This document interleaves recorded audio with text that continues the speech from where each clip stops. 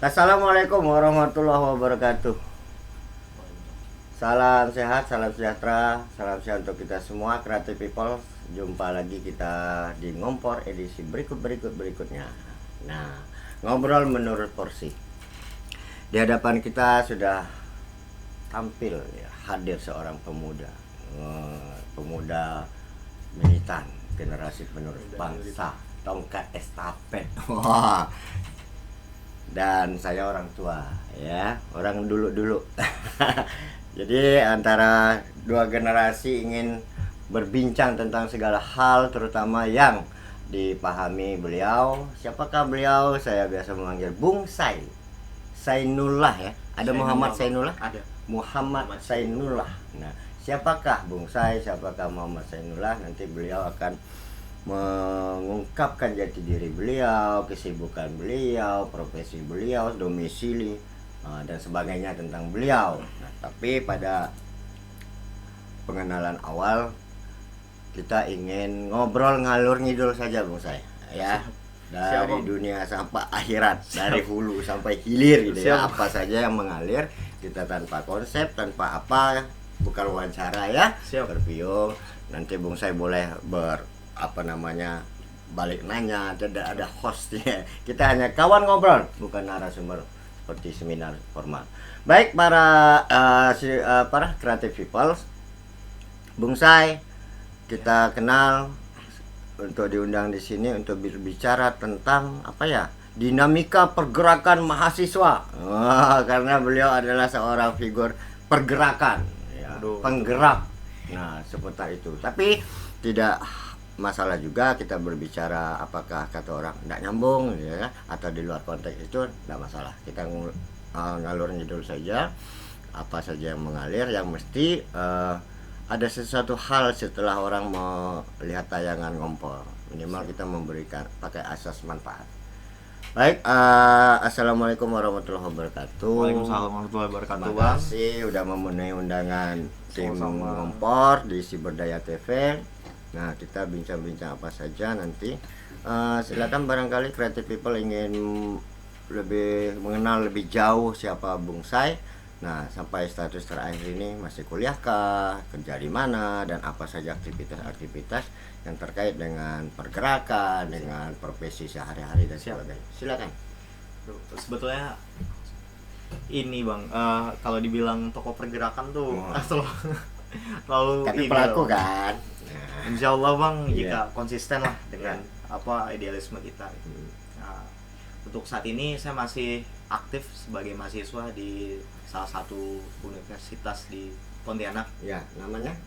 Universitas Tanjung Pura. Untan Pontianak. Fakultas, jurusan prodi. Fakultas Kehutanan Bang. Fakultas Kehutanan. Calon insinyur sarjana kehutanan. Iya. Calon presiden. Itu mantap. Soalnya udah ini kan. Dari milenial. Udah berhasil kan. Ya. Senior kita. Ya silakan kuliahnya. Ya dari awal saya berkuliah itu 2020. Ya, betul. Nah, sebelumnya saya tertarik di dunia pergerakan, namun pada isu-isu yang tersegmentasi pada lingkungan Bang, konservasi ya, environment ya, konservasionis lah gitu bahasa keren. Konservasioner. Itu sejak 2014. Wah, lama dong. SMA lah. SMA Bang. Waduh, Sejak SMA latar belakang di SMA berarti misalnya satu destinasi tertentu, geografis tertentu, sehingga begitu kuliah memperkuat ini pergerakan sampai ke tingkat advokasi tentang lingkungan nih.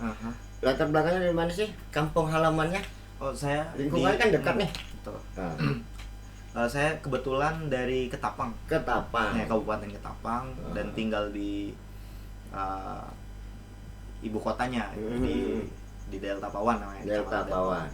Nah, di Ketapang itu banyak sekali lembaga-lembaga non pemerintah yang bergerak khususnya di bidang konservasi. NGO betul. Nah, salah satunya tempat saya bernaung lah Bang. Dari mulai saya relawan di semenjak SMA lah begitu. kita Yayasan Palung. Yayasan Palung Bang. Yayasan Iya, Palung. sebut saja. Yayasan Palung, dan insya Allah sampai sekarang masih bekerja di Yayasan Palung. Berarti ada bicara tentang habitat saya dong. Orang hutan. Orang hutan ya? Orang Saya hutan. termasuk primata ini. Banyak bulunya. Yayasan Palung sih ya, betul. salah satu orang hutan. Secara ilmiah kita primata. Iya, primata. Ya berfokus di orang hutan lah. Nah, itu sejak 2014. 2014. Nah, kita biasa pernah beberapa kali turun ke jalan memperingati salah satu event besar itu Pekan Peduli Orang Hutan atau Hari Air Sedunia, Hari Hutan Sedunia. Event-event yang sifatnya isu-isu lingkungan. Yang membawa isu lingkungan. Dan sejak 2017 saya direkrut lah begitu, direkrut di salah satu divisi riset di Gunung Palung. Nah, 2020 kebetulan saya dapat rezeki lah gitu untuk kuliah. Nah, sampai sekarang. Jadi linear lah ya dengan kehutanan tadi ya. Linear Bang, insya Allah Bang. Jadi itu Creative People. Nanti mengenal lebih jauh silakan ada di kolom komentar ya, tanya Bung Sai begitu begini silakan ya. Itu mengenai beratnya di isu lingkungannya. Nah, tadi kan dari tingkat pra mahasiswa, belum menyandang maha, masih siswa saja. Sudah 2014 itu berarti ada interval 6 tahunan, berarti udah SMP SMA sudah di kampung halaman isu-isu lingkungan bagaimana kan, sampai ke tingkat mahasiswa ngambil kehutanan, masih linear lah tentang berkaitan dengan habitat ya kan, populasi orang hutan dan lingkungan. Nah, jadi konteksnya dalam sebagai mahasiswa ini bagaimana sih Bung Sai mematchingkan, menyinkronkan, menyelaraskan background dari Yayasan Palung, isu-isu lingkungan terutama tentang konservasi, tentang orang hutan dengan fakultas yang dipilih, fakultas kehutanan dan aktivisme ya. Berarti pergerakan dalam dunia kemahasiswaan di kampus ini gimana sih penularan isu itu, terutama sampai hari ini yang mungkin sedang dilakukan agenda-agenda aksi agenda-agenda diseminasi informasi tentang pentingnya lingkungan dan konservasi dan sebagainya. Kira-kira gimana sih update-nya sampai hari ini? Insya Allah sampai hingga saat ini saya dipercaya mengemban beberapa organisasi Bang. Salah satunya yang masih linear dengan konservasi, salah satunya Suara Konservasi Kalbar. Suara Konservasi Kalbar. Iya, jadi sebuah NGO yang anak muda lah di dalamnya. Dan saya dipercaya sebagai salah satu pimpinan lah di situ. Nah, kita secara konsisten kita membentuk opini publik begitu, bagaimana meningkatkan daya pelatuk begitu, daya pelatuk di kalangan masyarakat terkait isu-isu konservasi begitu. Karena yang kita lihat selama ini mahasiswa itu miris sekali Bang, selain literasi begitu kan. Mungkin mereka literasinya cukup tinggi, namun aktivisme mereka, minat aktivisme mereka yang kita rasa belum sampai lah begitu.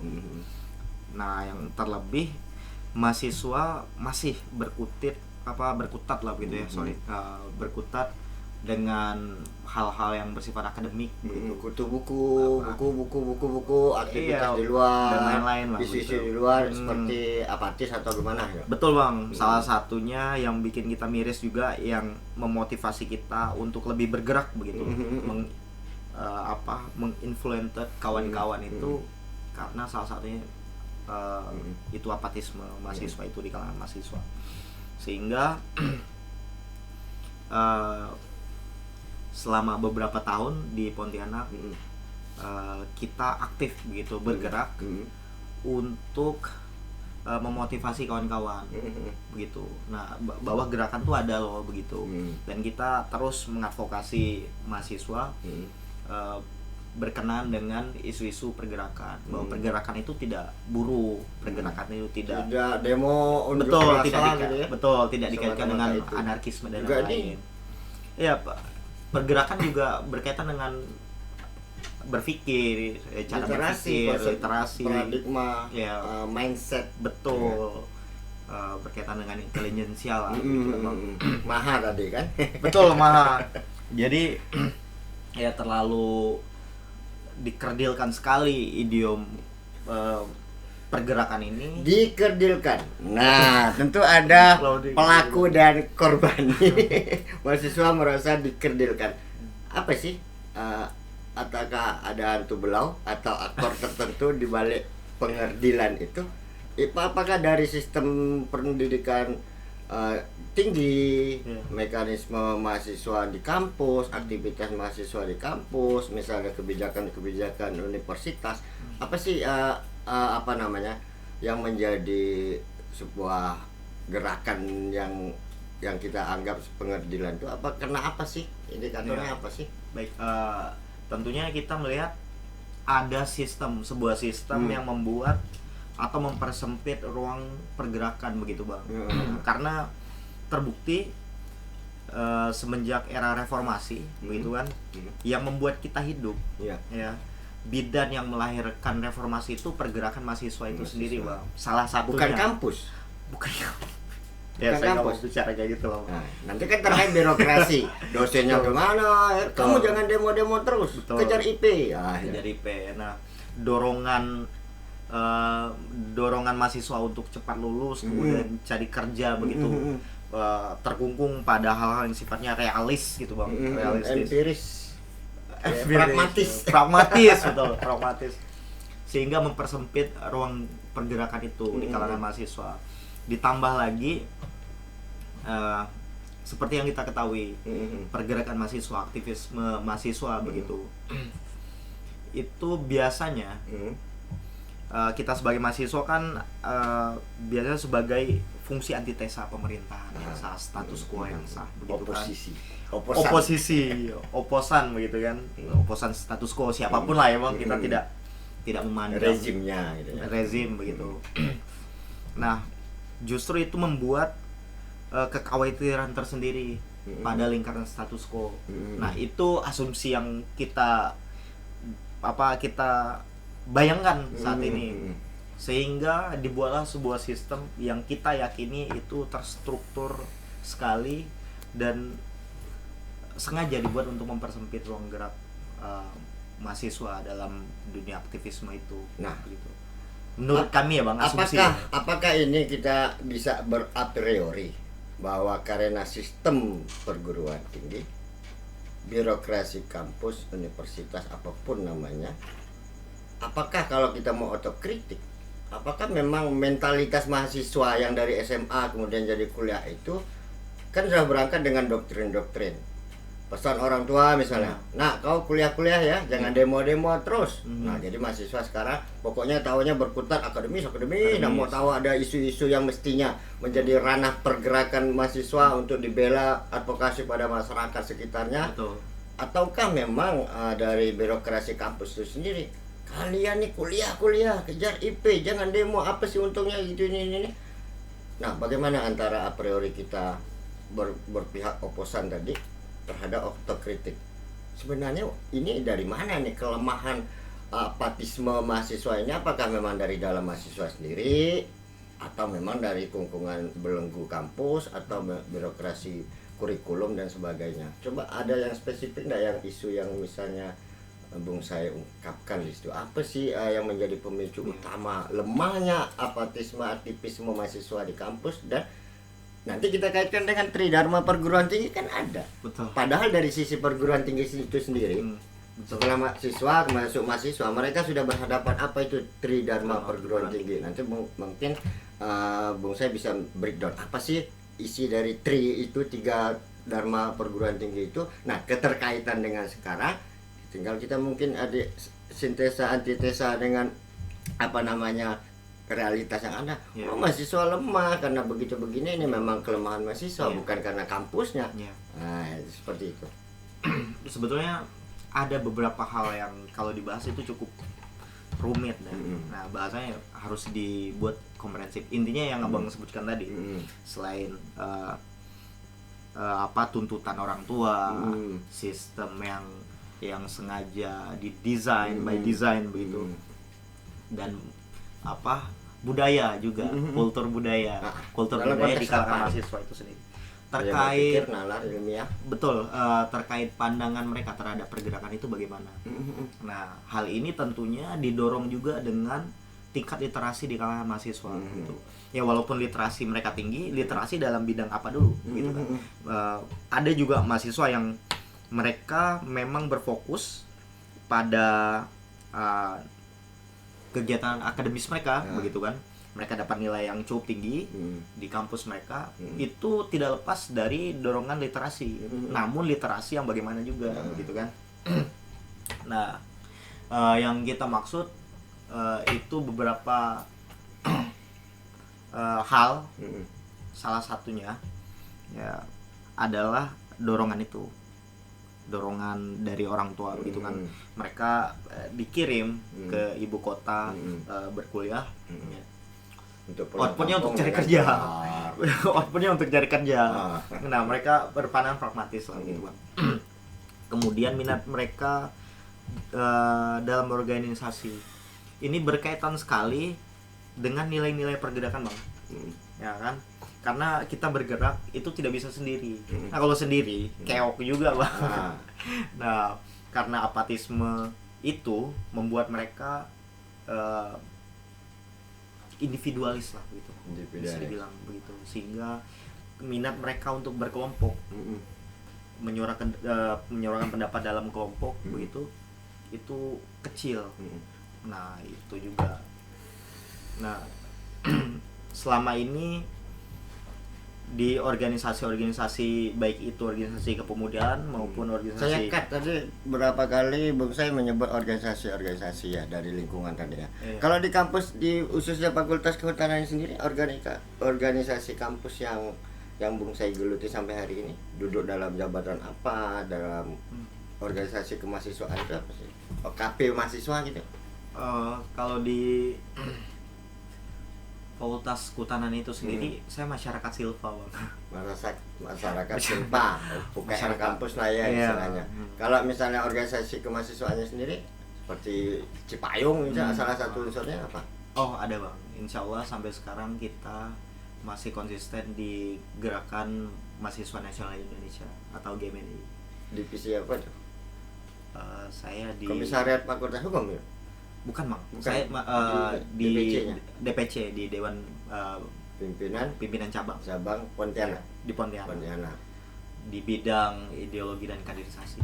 Wah, sangat relevan ya. Bagaimana Bung Sai merasa risau, kok aktivisme mahasiswa ini melemah, indikatornya apa, kajian-kajian ke situ gimana sih? Apa-apa saja terkait dengan Tridharma itu? Apakah mahasiswa yang apatis itu jelas tidak melaksanakan 1 atau 3 unsur Tridharma? Coba lah kupaskan saja sih, apa sih Tridharma perguruan tinggi itu terkait dengan apatisme dan aktivisme mahasiswa, mestinya seperti apa? Baik, sebelumnya saya mau disclaimer dulu lah. Ini saya takut ini ngobrol menurut porsi kita itu dengan sendirinya sudah disclaimer. Tapi silakan mau statement langsung. Sebetulnya saya tidak bermaksud untuk merasa lebih unggul gitu, Bang. Ini hanya bentuk keresahan pribadi begitu. Namun demikian ini tidak menjadikan saya lebih baik lah dari relatif mahasiswa gitu. Masih ya. Nah,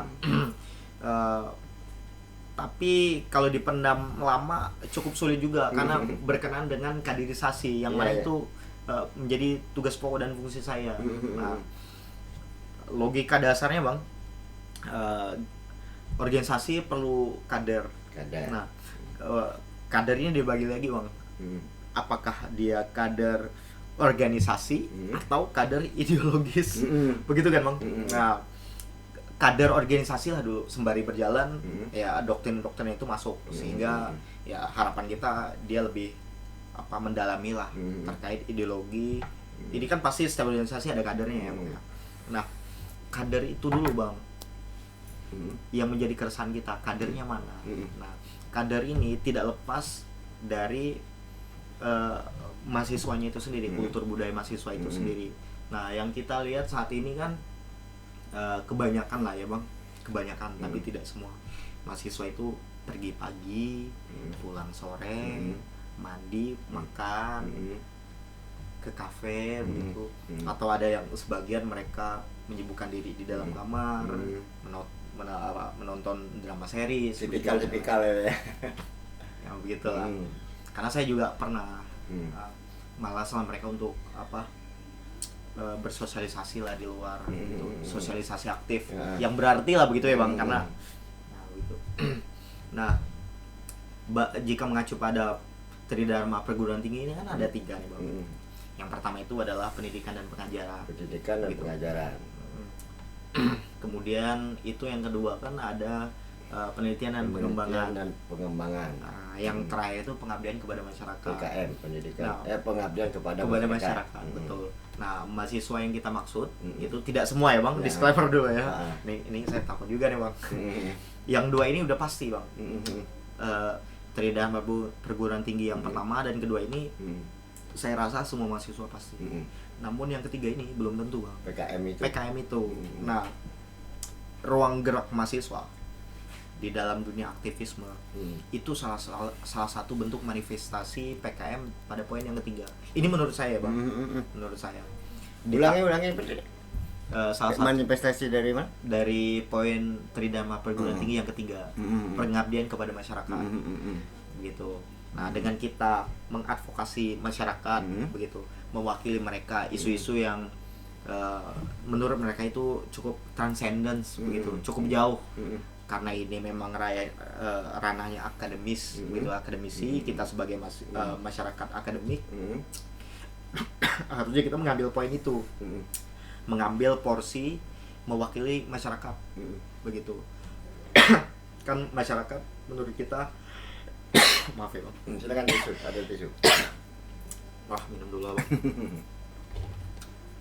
Saya pribadi sebagai masyarakat yang kalau saya tidak kuliah gitu, saya tidak punya akses untuk menyentuh hal-hal yang bersifat penelitian, isu-isu kritis. Saya hanya bisa menyuarakan melalui media sosial saja gitu, tanpa penelitian, tanpa apa gitu kan.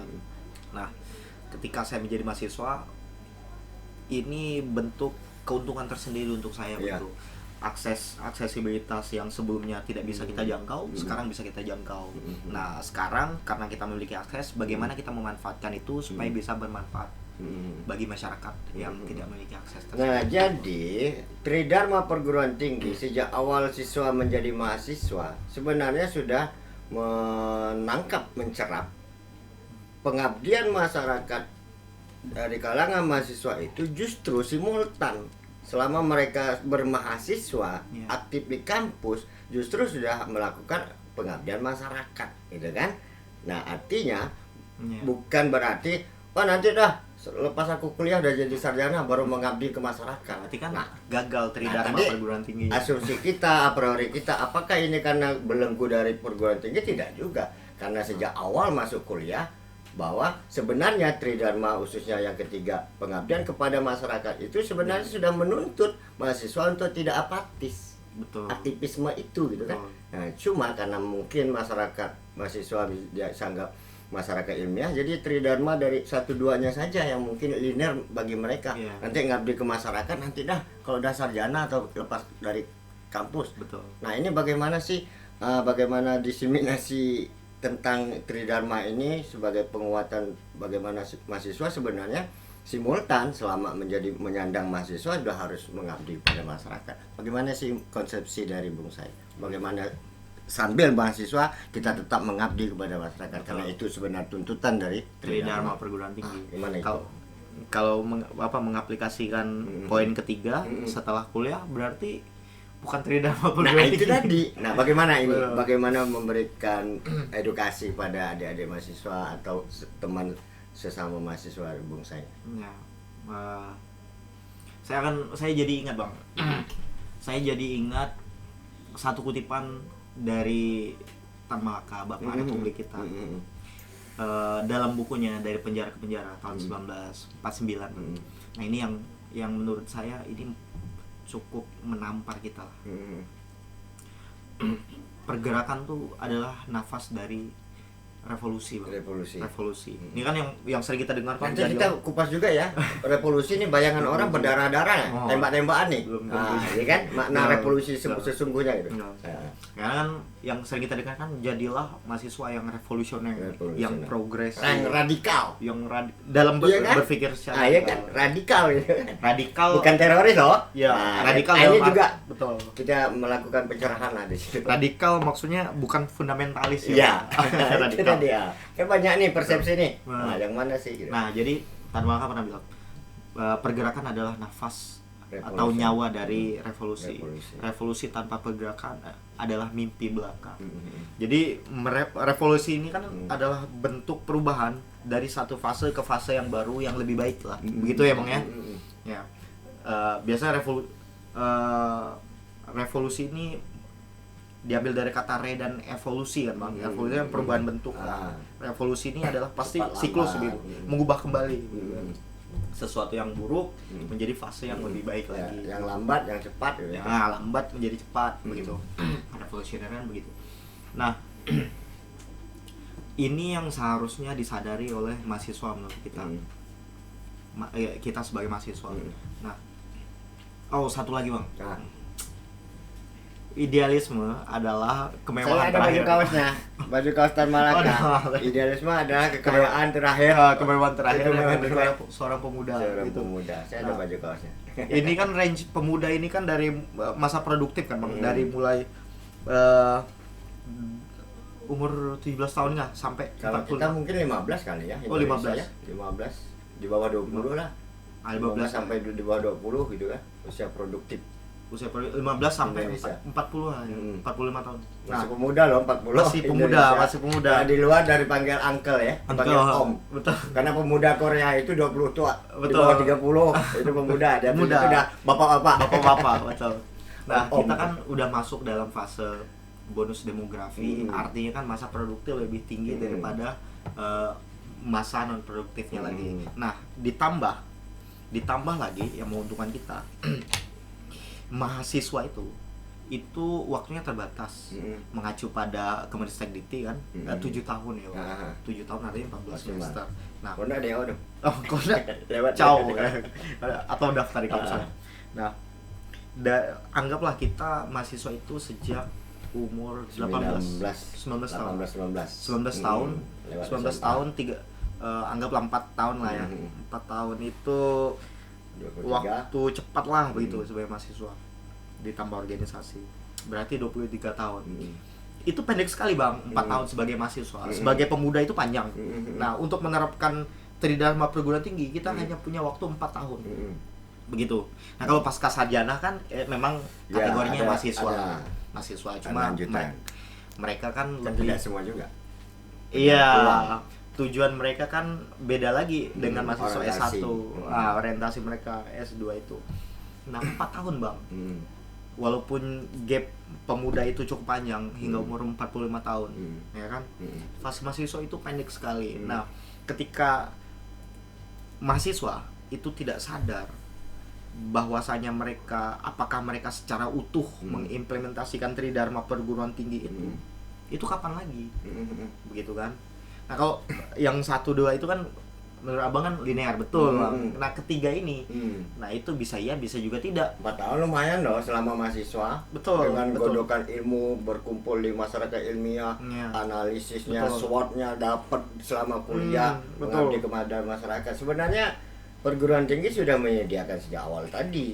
Pengabdian masyarakat bukan pasca kuliah gitu. Betul. Bukan setelah lulus atau enggak lulus karena Tridharma perguruan tinggi. 4 tahun ini yang sebenarnya harusnya produktif, diproduktifkan gitu. Betul. Nah, salah satunya untuk membentuk minat tersebut adalah masuk ke dalam organisasi. Begitu. Laboratorium kader. Laboratorium kader begitu ya. Nah, ini sebetulnya yang perlu kita formulasikan ulang. Nah, untuk penyebab itu oke lah kita mau eksternal internal mahasiswa tadi ya. Betul, dibedah seperti apapun.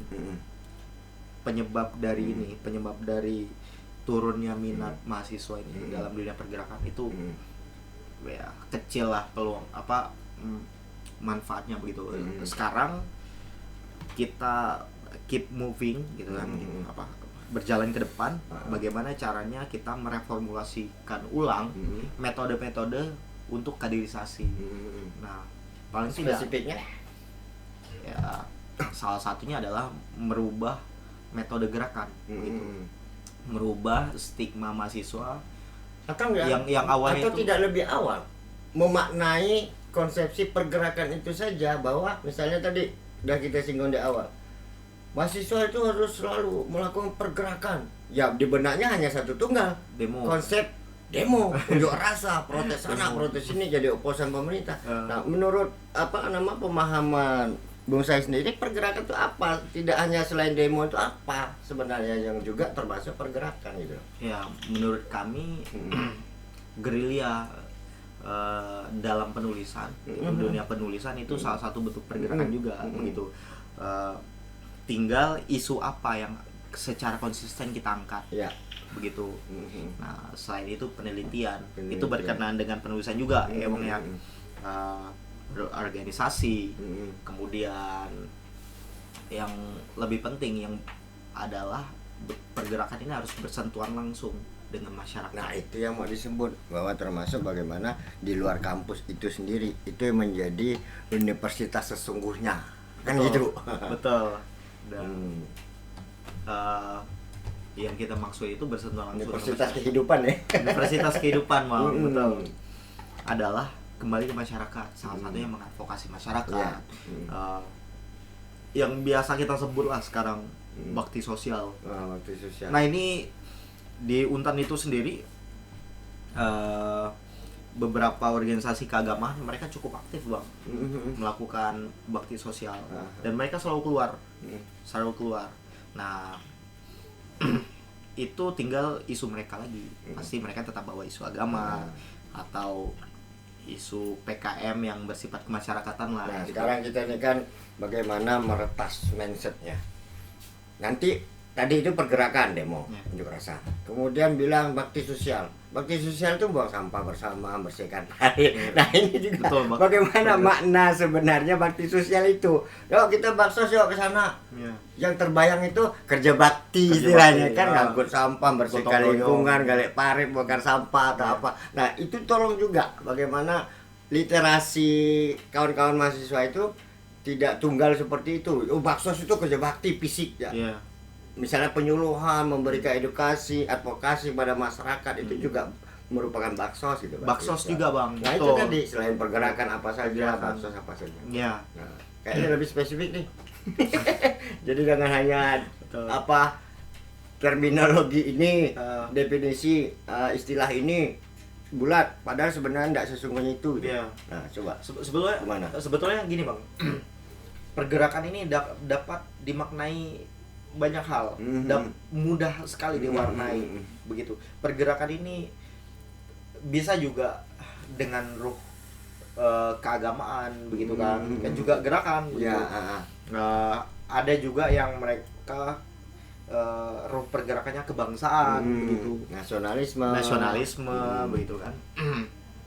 Nah, apapun ruh dari pergerakan mereka yang saya bilang di awal itu mudah diwarnai gitu kan, sesuai kebutuhan lah, interpretable lah gitu kan, mudah diinterpretasi sesuai dengan keinginan. Intinya harus bersentuhan langsung dengan masyarakat. Kembali ke masyarakat agar poin ketiga dari Tridharma Perguruan Tinggi ini dapat terpenuhi secara utuh, dapat dimengerti secara utuh. Nah, itu. Nah, saya tertarik satu hal bang berkenaan dengan pergerakan ini. Beberapa kali setiap saya pulang kampung itu saya selalu duduk di sawah begitu. Kita ada beberapa jalan yang memang membelah sawah. Jadi saya membayangkan Bung Karno ketemu Pak Marhen. Di sawah gitu ya. Maka muncullah Marhenisme. Nah, boleh dianalogikan itu kemana? Dalam skala besar makro. Betul. Jadi ketika mereka istirahat, nih saya selalu bawa kopi biasanya. Nah, sambil lah minum kopi sampai udutan, karena sambil nggak masalah. Izin ya bang ya. Ya, kreatif people ya kan kita di berserikat berkumpul gitu ya, mengeluarkan pendapat ya kan bebas asal tidak merugikan. Betul bang. Nah jadi kalau balik ke cerita ya bang, beberapa kali, nih saya bilang beberapa kali. Tadi duduk di sawah itu gimana? Duduk di sawah, saya memang siapkan beli kopi. Ya, beli itu kopi. salah saya, beli kopi, beli rokok, duduk sama mereka. Kemudian kita tanya-tanya, melakukan analisis sosial lah gitu. Nah lemahnya saya itu kita tidak bukukan, Ya. tapi paling tidak nggak bawa tim tukang sorot. enggak. Paling tidak gambaran kita sebagai masyarakat akar rumput, grassroots itu kita paham. Wong Cile. Wong Cile, Marhaen, kaum kaum Marhaen. Kaum Marhaen. Walaupun kita tidak pernah terjun langsung ke sawah untuk memanen atau menanam.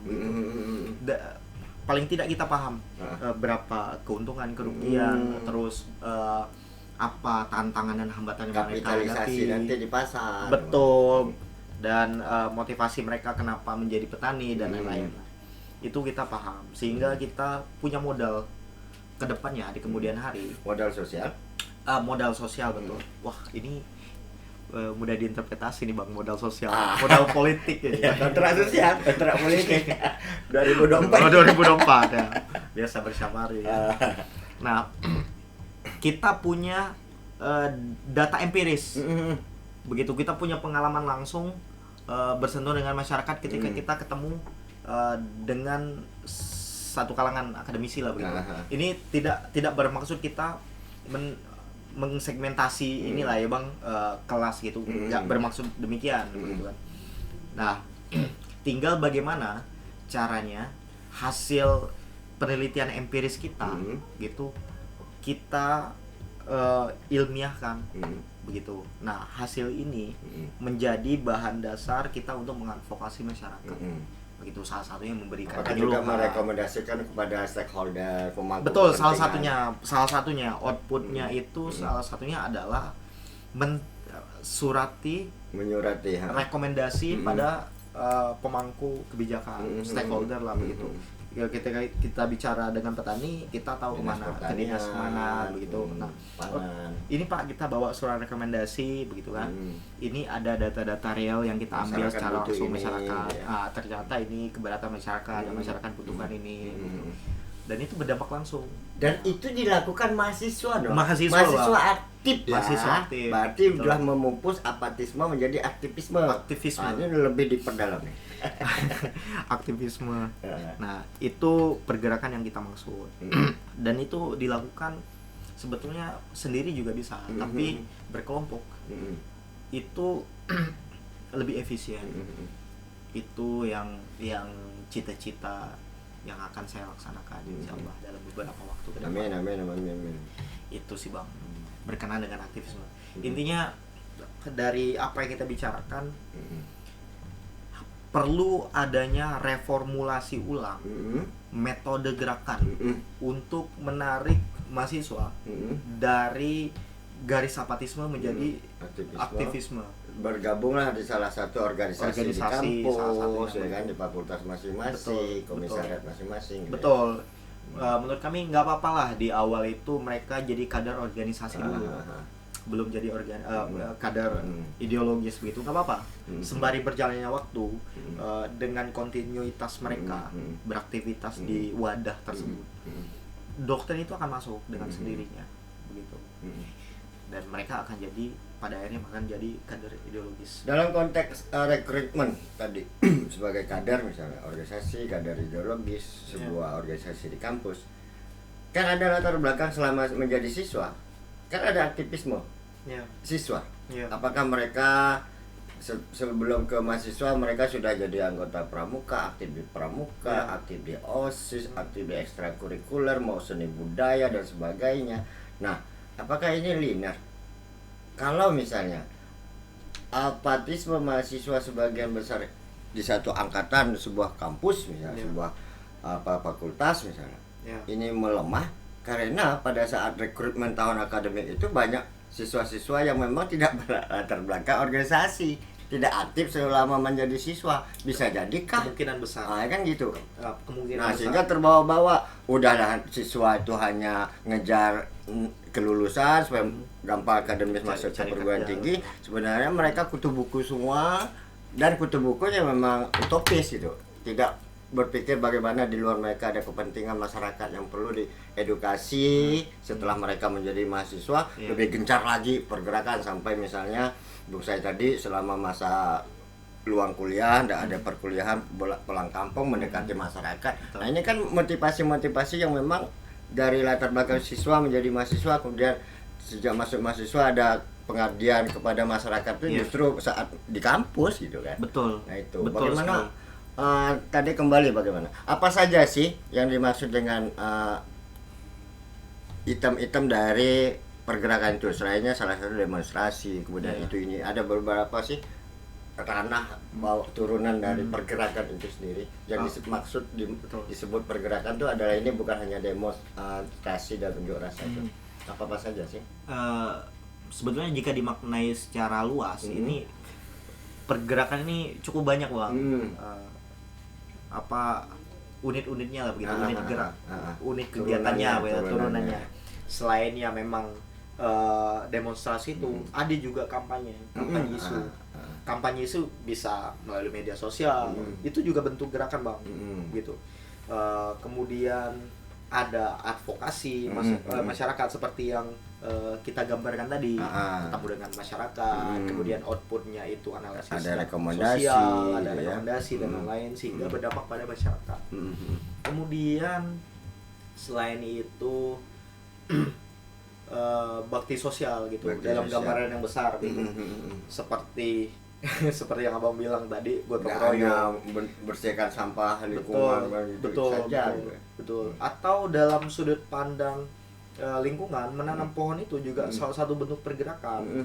Cuma warnanya saja begitu. Nah, ketika saya pribadi saat ini kita berfokus pada pergerakan sosial dan politik, sospol itu. Kita sebagai pengamat juga bagaimana status quo ini supaya tidak immense power, tidak berlebihan begitu, menggunakan kekuatannya begitu. Nah, itu adalah fungsi mahasiswa salah satunya sebagai barrier terdepan. Kemudian menulis. Nah, membaca, meningkatkan literasi kita, kemudian di outputkan menjadi menulis begitu. Itu salah satu bentuk pergerakan. Ya, di media massa, di jurnal, betul, dalam bentuk penelitian begitu kan, bisa juga salah satu bentuk pergerakan juga Bang.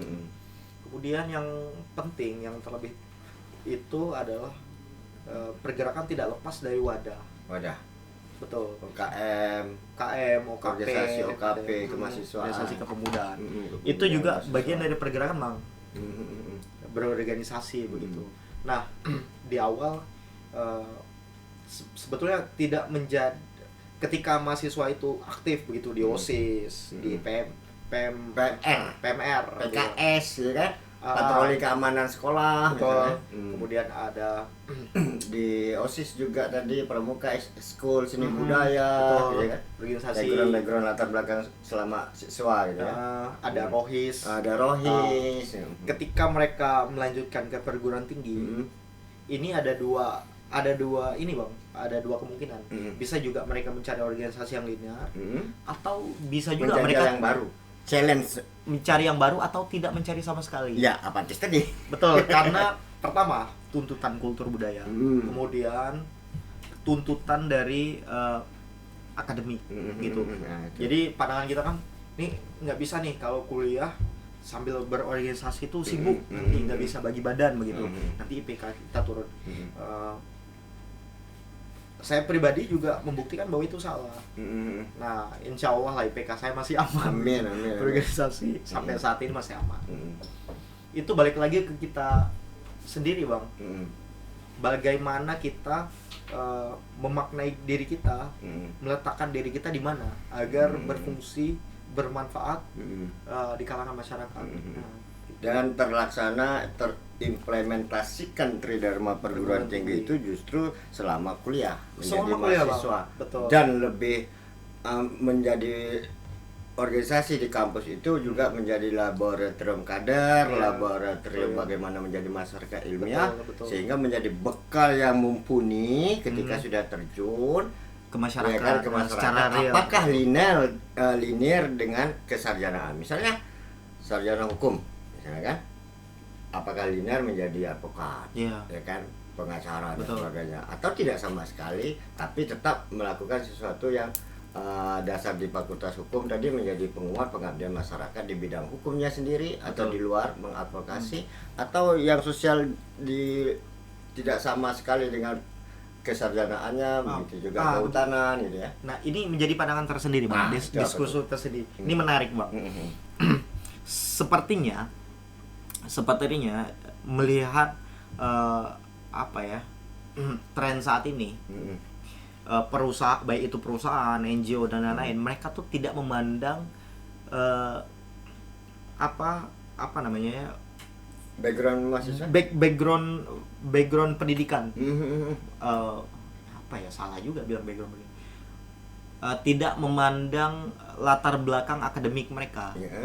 Apakah mereka untuk formasi MIPA begitu? Iya, betul. Pokoknya S1 saja. Nah, artinya peluang mahasiswa yang mereka itu mengungkung diri untuk menjadi spesialis begitu kan, menjadi spesialis dalam disiplin ilmu tertentu gitu. Nah, itu sepertinya tidak terakomodasi di dunia kerja, dunia usaha. Betul. Sepertinya tidak begitu dipandang lah begitu. Trennya sekarang yang dimanfaatkan oleh dunia industri begitu, mereka yang lebih ke generalis lah gitu. Mereka yang memahami banyak hal begitu. Nah, saya pribadi seperti sebagai masyarakat kehutanan itu menganggap bahwasanya pendidikan sosial, pendidikan hukum itu penting. Betul. Nah, karena masyarakat kehutanan juga bisa melakukan advokasi masyarakat batas hutan. Betul. Walaupun kehutanan mesti mengerti disiplin hukum. Betul. Nah, disiplin hukum itu penting untuk kita maknai dan kita pelajari. Salah satunya kita kan ada hukum lingkungan, kebijakan publik kita pelajari juga. Nah, artinya adalah bahkan sistem akademik sekalipun sekarang pelan-pelan menggeser paradigma mahasiswa yang berfokus pada satu titik, begitu. Sekarang lebih ke generalis. Nah, ini mengingatkan kita pada awal abad kejayaan keilmuan zaman dulu, Bang. Nah, di zaman dulu semua orang itu yang mereka ilmuwan, tokoh-tokoh besar seperti Ibnu Sina begitu, yang berfokus pada ilmu bapak bedah, bapak kedokteran itu. Dia juga mempelajari ilmu hukum, ilmu fisika, begitu, ilmu agama, begitu. Mereka rata-rata generalis. Socrates, Plato, Aristoteles dengan geoastronominya, begitu kan. Dia juga belajar filsafat juga, belajar matematika juga, belajar sastra juga, begitu. Jadi ini pesan penting kepada mahasiswa yang sekarang, sekalipun pilihan tunggal dia adalah di Fakultas Kehutanan, jurusan kehutanan misalnya kan, berarti mereka perlu memperkaya diri, meningkatkan pengembangan SDM mereka. Betul. Tidak mesti memilih satu badan kuliah di berbagai fakultas, tetapi juga di Fakultas Hukum dia mempelajari hal-hal yang aspek, karena kehidupannya sangat luas. Tidak hanya bisa dihadapi dengan disiplin ilmu dan abstrak. Nah, inilah pesan dari kepada creative people, ya kan, semuanya, yang terutama kepada mahasiswa, bahwa kampus sesungguhnya dengan Tridharma perguruan tinggi, kita pakai koridor Tridharma, sebenarnya sudah mengakomodasi, sudah memberikan ruang pilihan-pilihan kepada mahasiswa di fakultas manapun sebuah universitas perguruan tinggi tentu ada tridharma semuanya. Betul. Nah, barangkali tadi benang merahnya adalah yang namanya mengabdi kepada masyarakat dalam konteks mahasiswa aktif justru sudah sejak selesai siswa menyandang maha sejak kuliah. Jadi bukan mesti sudah kuliah baru mengabdi pada masyarakat. Dan sebenarnya banyak pilihan tadi. Nah, selain bagaimana kuliah di prodi tertentu di A, tapi dapat ilmu-ilmu tentang dari hal-hal organisasi dan banyak baca dan betul, banyak nulis gitu betul. Nah, dan universitas kehidupan sesungguhnya lah itu yang menjadi ranah tempat terjunnya mahasiswa untuk menggembleng SDM, ya kan? SDM. Satu badan punya SDM yang beragam-ragam. Betul Bang, menghadapi segala sesuatu. Punya banyak skills itu penting dan itu dapat diakomodir ketika kita berorganisasi. Itu. Organisasi apapun Bang, begitu. Ketika kita berorganisasi, terlebih organisasi yang lintas disiplin ilmu, itu membuat kita ketemu banyak orang, bertemu orang-orang yang dari latar belakang yang berbeda juga, sehingga kita bisa bertukar pikiran. Nah, di kemudian hari saya yakin sekali itu akan bermanfaat. Akan keluar sendirinya. Betul, kan? betul. Nah, intinya untuk bertahan dalam ekosistem industri ke depan, itu apalagi kita akan masuk fase 5.0. Menjadi generalis itu penting dan itu dapat diakomodir melalui organisasi, melalui pergerakan-pergerakan,